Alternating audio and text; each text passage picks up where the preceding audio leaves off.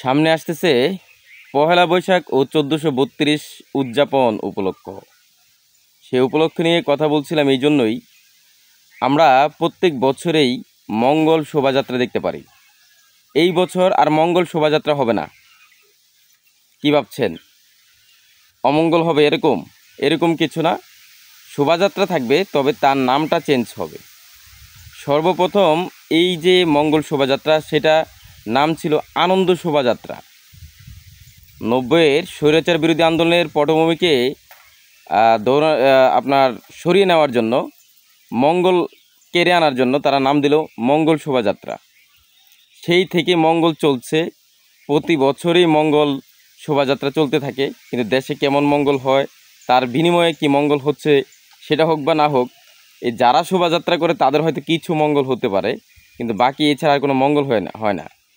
কারণ একটা শোভাযাত্রার উছিলায় সারাটা বছর দেশে মঙ্গল আসবে, এটি কেমন চিন্তা ভাবনা। কিন্তু এখন এইটারই একটা মারাত্মক পরিবর্তন আসছে, তার নামটা চেঞ্জ হয়ে আসছে।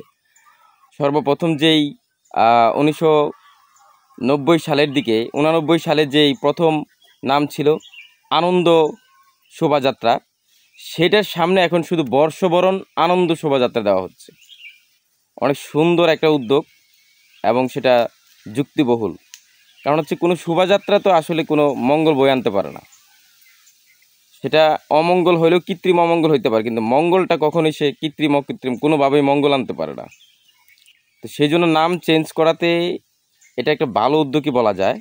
সুন্দর একটা নামও হয়েছে, যেহেতু বর্ষবরণ, নতুন একটা বর্ষ আসতেছে, নতুন একটা বছর বা বাঙালি বছরের যে আনন্দ, সে আনন্দটা এখানে যদি ফুটিয়ে তোলা যায় তাহলে তো অনেক ভালো কথা।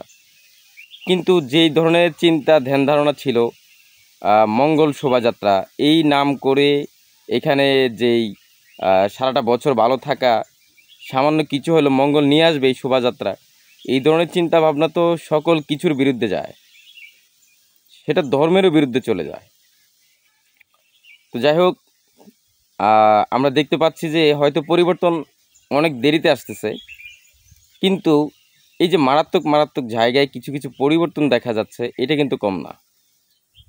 অনেকটা কিছু কিছু শাখায় পরিবর্তন, কিছু কিছু জায়গায় পরিবর্তন, এই যে পরিবর্তনের ছোঁয়া লাগছে, এটা কিন্তু অনেক কিছু।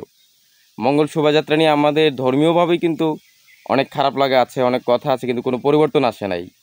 এই প্রথম একটা দারুণ উদ্যোগ নেওয়া হয়েছে এবং সেটা বর্ষবরণ আনন্দ শোভাযাত্রা, এই নামকরণ দেওয়া হয়েছে। নাম অত্যন্ত সুন্দর হয়েছে, কারণ হচ্ছে একটা নতুন বছরের একটা আনন্দ মানুষ প্রকাশ করতে যাচ্ছে। কিন্তু এর বিনিময়ে কী থাকতে পারে, ভবিষ্যৎ কী হবে, এই সমস্ত যে চিন্তা ভাবনা নাই, এটাই তো অনেক কিছু।